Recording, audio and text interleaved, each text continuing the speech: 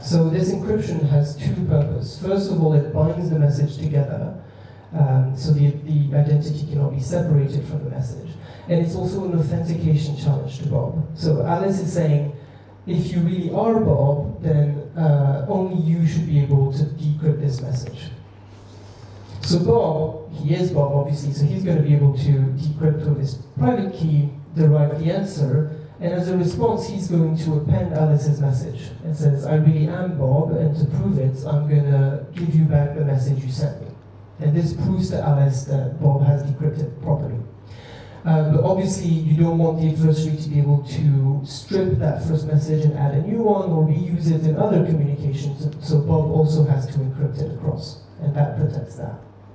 And this completes the first authentication of Bob to Alice. So then what happens is that they're both going to derive a sort of an intermediary key from the session key. So we've relabeled the final key, just to not confuse things. And the second message is actually also going to be a challenge to Alice from Bob. So Bob is going to say, I can answer your challenge, here's your message. But Alice will also be able, he will also say, I challenge you to decrypt my response. And so Alice decrypts, and she can reply to Bob using a message authentication code with the key that is derived from the key exchange key. So obviously, because the key exchange is correct, Alice can derive the same key as Bob, except with negligible probability of failure. And so the match she will send will be correct. And Bob can verify this at the end. So the second and third message is now Bob's challenge response with Alice, and Alice has authenticated herself to Bob.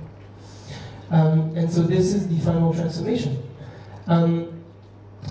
So I've now talked you through how we've achieved authentication, but if we come back to secrecy, we still want forward secrecy.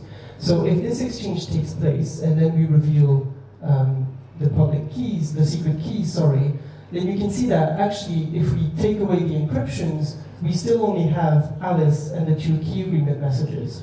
So the adversary is no better because the key exchange is secure in the first place. And so we can see that we still have forward secrecy in this occasion.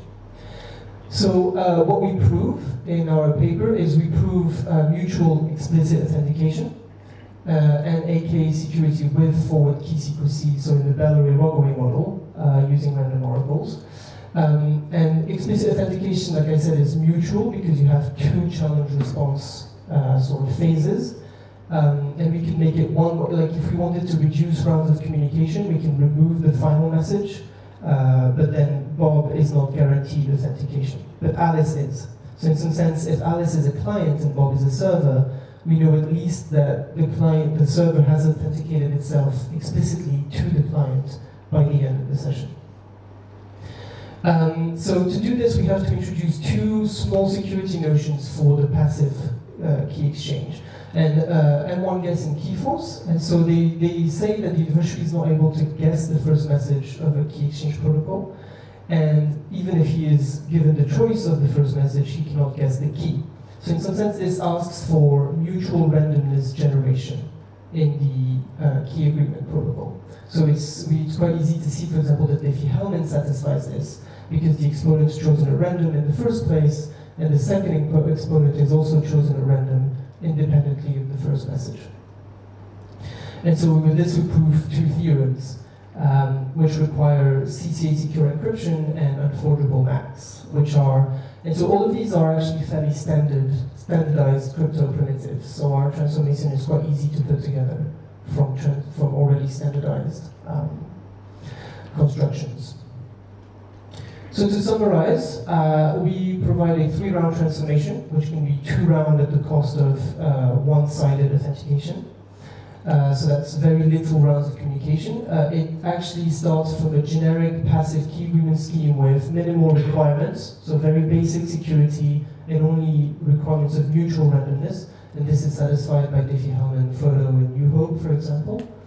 It has very simple message flows, a couple of encryptions and message authentication scheme, and we double up some of the messages just for authentication purposes. and we provide both explicit authentication and forward secrecy. Thank you very much.